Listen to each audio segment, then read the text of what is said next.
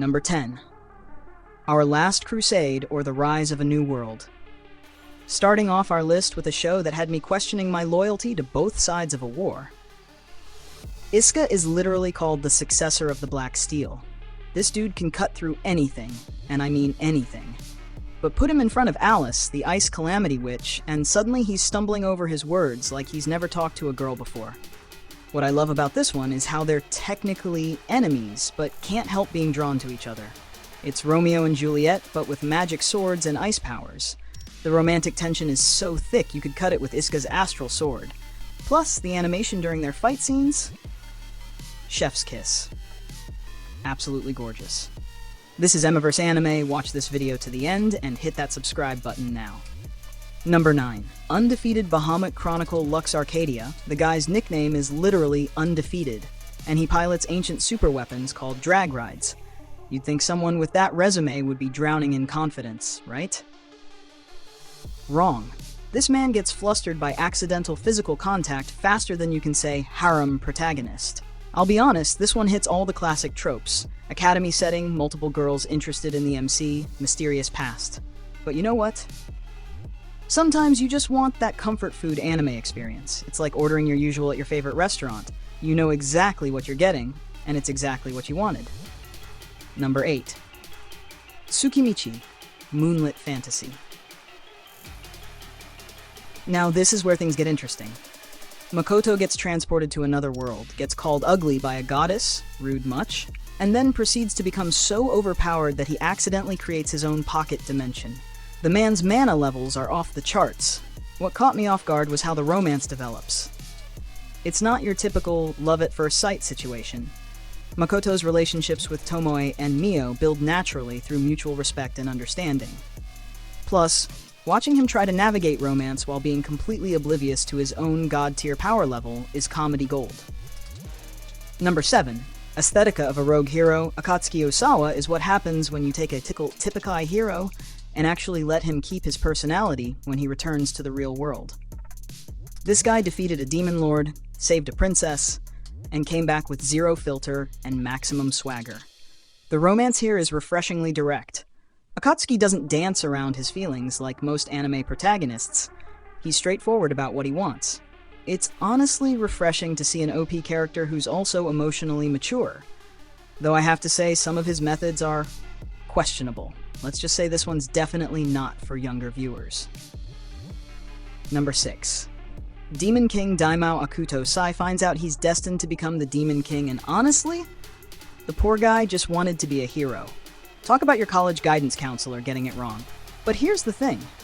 Even when prophecies are telling everyone he's going to destroy the world, he's still trying to help people and figure out his feelings. The romantic subplot with Junko is pure gold. She's torn between her duty as a knight and her growing feelings for someone who's supposedly going to end the world. It's like dating someone your parents disapprove of, but cranked up to 11, because instead of he's a bad influence, it's he might literally end civilization. Number 5. 100 Hayato Kisaragi can wield 100 weapons, these super advanced armaments that most people can barely handle. He's in the top percentile of compatibility and strength. So naturally, the Academy life romance shenanigans begin. Look, I'll level with you. This one's pure wish fulfillment, and I'm not even mad about it. Sometimes you just want to watch an overpowered guy navigate Academy life while multiple girls develop feelings for him. It's comfort anime at its finest. Plus, the action sequences are surprisingly well animated for what could have been a throwaway harem show. Number 4. Arya the Scarlet Ammo. Kinji Tohiyama has this wild condition called hysteria mode, where his abilities skyrocket when he's, let's say, emotionally stimulated.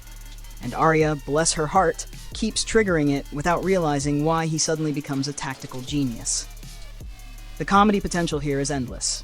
Picture this.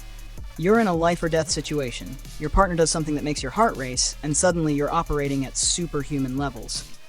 The romantic subplot practically writes itself. Their banter is top tier, and watching Arya slowly realize her effect on Kinji is absolutely precious. Number 3. Campione. Godu Kusanagi literally kills gods and steals their powers. Gods. Plural. This 16-year-old has defeated divine beings and gained their authorities. You'd think someone with that kind of power would be confident about romance, right? Nope. Still gets nervous around girls. But here's what I love about Campione. The romance isn't an afterthought. His relationships with the various girls, especially Erica, are integral to his growth as both a person and a Campione. The kissing scenes aren't just fan service. Okay, they're a little fan service. They're actually plot-relevant power transfers. Genius storytelling disguised as romantic moments. Number 2. Magical warfare. Teishi Nanase gains magical powers and gets thrown into a world where magic users are fighting for survival. His power level escalates quickly, but his romantic situation? That's way more complicated than any magical battle. The love triangle in this one had me genuinely stressed. Mui's situation is heartbreaking, and watching Takeshi try to balance his feelings while dealing with increasingly dangerous magical conflicts kept me on the edge of my seat. Fair warning though, this one ends on a cliffhanger that still haunts me to this day. We need that second season. Number 1. World Break. Aria of Curse for a Holy Swordsman. And taking the top spot, Moroha Haimura. This guy remembers his past lives as both a legendary swordsman and a powerful mage. He's literally got double the overpowered protagonist energy, with past life romances carrying over into his current life. What sets this apart is how his relationships with Satsuki and Shizuno aren't just based on present-day interactions, they're built on literal lifetimes of shared history. The emotional weight behind their connections runs so much deeper than your typical anime romance. Plus, watching Moroha switch between different fighting styles while protecting the people he cares about? Absolutely epic. The animation might not be Studio Trigger level, but the character development and romantic storytelling more than make up for it. This show understands that the best romance comes from characters who have genuine reasons to care about each other beyond just they're attractive. You know what's funny about all these shows? They prove that being overpowered doesn't automatically make you good at romance. If anything, it seems to make it more complicated.